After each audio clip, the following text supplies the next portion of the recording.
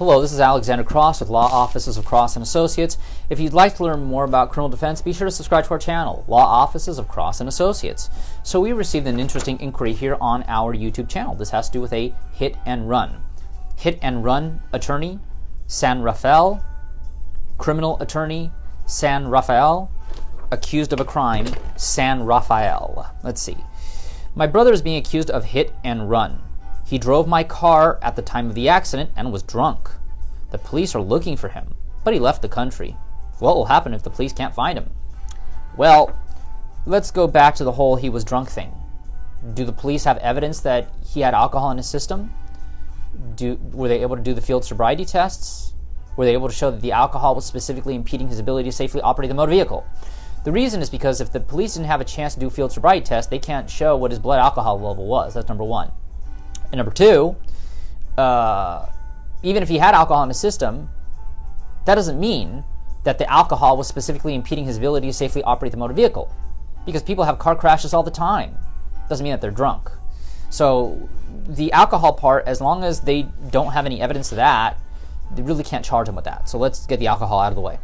Now, regarding him having left the country, okay, fine, well, he left the country. Now, hit and run, generally speaking, is a misdemeanor unless somebody got hurt. Providing that nobody got hurt, you just damaged property, hit and run is a misdemeanor under Vehicle Code Section 20002, which carries up to 6 months in county jail. Now, if he left the country, what's going to happen is the police will just submit the report to the DA's office, the district attorney's office. The district attorney will file a complaint.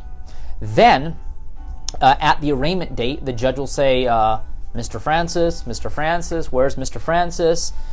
Well, Mr. Francis was not there, whatever his name is. Well, then judge will issue a bench warrant, and it will be there.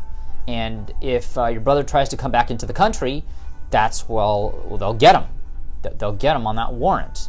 If he, the best thing if he wants to come into the country, I always recommend as somebody who's out of the country and they have a warrant, I always recommend that they fly into an airport that goes to the same county, if possible, where they have their case. The reason is because if you have your case in San Rafael, for instance, and you show up at the San Jose airport, you're gonna get arrested in Santa Clara County, and Marin County, San Rafael, could take a good long while to go get you.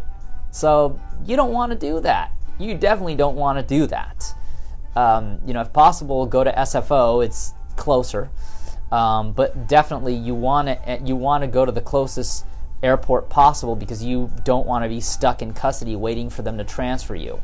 But essentially it's horrible when somebody has a warrant out and they've left the country, because as soon as they come in, that's when they'll get snatched.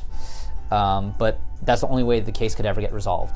Regardless, if you'd like to learn more about criminal defense here in the San Francisco Bay Area, be sure to subscribe to our channel, Law Offices of Cross & Associates. But if you've been accused of a crime and need representation in court here in the San Francisco Bay Area, give us a call at 1-800-862-7677. Once again, 1-800-862-7677. On our next video, we're going to be discussing the case of somebody of two minors that have been having sex. In the meantime, criminal attorney San Rafael, hit and run attorney San Rafael, accused of a crime San Rafael.